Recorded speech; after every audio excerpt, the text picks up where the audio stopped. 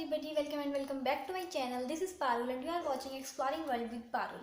So in this video we will discuss a particular topic that is package system जो mostly agents हमें provide कराते हैं या offer करते हैं for a study visa process.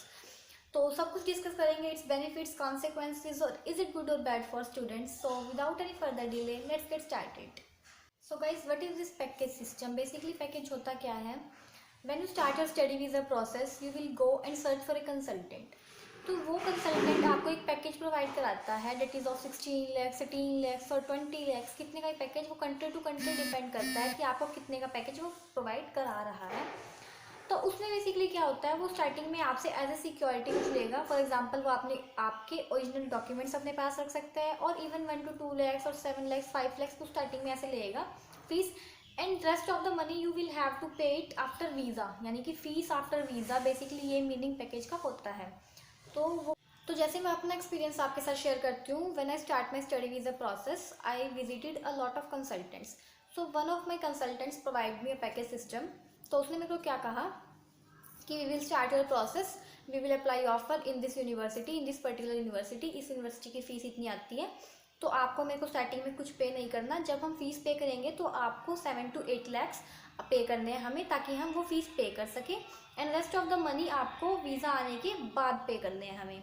उसने मेरे को ऑफर प्रोवाइड किया था 25 lakhs रुपीज़ का.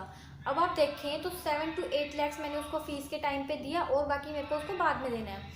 उसमें से भी उसने मेरे को क्या बोला कि जो आप अपना मेडिकल कराओगे वो खुद से पे करना है, यानी कि मेडिकल मैं खुद कराऊंगी अपना. नेक्स्ट जो एयर टिकट होएगी, मेरी फ़्लाइट होएगी, वो मैं खुद से मतलब अपनी कराऊंगी, उसमें वो नहीं देगा. और बाकी रेस्ट ऑफ द मनी जो एम्बेसी की फ़ीस होती है, जो फंड्स शो करने होते हैं, वो सारा उस एजेंट का हुआ.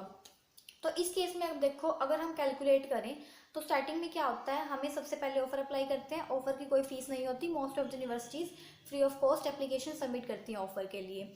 नेक्स्ट हमारा जीटी इंटरव्यू हुआ, उसमें हमें फ़ंड शो करने हैं. अगर हम फंड्स शो की बात करें तो 3 months ओल्ड हमारे फंड्स होने चाहिए. अगर हम 3 months का, अगर हमारा एजेंट हमारे फंड्स शो करा रहा है तो 3 months का इंटरेस्ट रेट वो लेगा. इंटरेस्ट रेट कितना बन जाता है 3 months का? अप्रॉक्स 2-2.5 लाख रुपये बन जाता है. 2-2.5 लाख रुपये वो हो गए. नेक्स्ट जो हमारी फ़ीस पे करनी है वो तो हम ही दे रहे हैं उसको, 7 to 8 lakhs. उसने मेरे को बोला कि ऑफ़र के हिसाब से जितनी आएगी वो आप मेरे को फर्स्ट इंस्टॉलमेंट में दोगे. नेक्स्ट जो आता है एम्बेसी फ़ी, वो पे कर रहा है मेरी, that is 40 to 50 lakhs, sorry 40,000 to 50,000 embassy fees. तो 2-2.5 लाख रुपये वो थे. 50,000 अगर हम मान के चलें मैक्सिमम, ये हो गए तो 3 लाख हो गए. उसके बाद इंश्योरेंस होता है 1.5 लाख रुपये का, वो चलो उसमें ऐड कर लेते हैं हम. तो 6.5 लाख रुपीज़. तो उसके बाद तो कोई फ़ीस होती ही नहीं. मेडिकल क्या कि उसने बोला कि मैं खुद कराऊंगी, एयर टिकट मैं अपने खुद करा रही हूँ. तो यानी कि 5 से 6 लाख वो अपने पास से लगा रहा है और मेरे से उसने लिए कितने, 25 lakhs. समझ रहे हो, 25 में से 5-6 लाख रुपए वो लगा के रेस्ट ऑफ द मनी क्या कर रहा है, वो खा रहा है हमारे बीच में. उसको उतना क्या हुआ, प्रॉफिट कमा रहा है वो इतना. तो कहने का मतलब ये है कि we should not go with package system, क्योंकि उसमें हमारा बहुत ज़्यादा लॉस हो जाता है, बहुत ज़्यादा. मतलब एजेंट्स बीच में इतने पैसे खाते हैं, इतने हद से ज़्यादा. It's a way of business for them. We can say that it's a way of business for them. बच्चे इस पैकेज सिस्टम में फंसते कैसे हैं, क्योंकि एजेंट श्योरिटी देता है कि आपका 100% वीज़ा आएगा और अगर वीज़ा नहीं आया तो आपकी 100% फ़ीस रिफंडेबल हो जाएगी.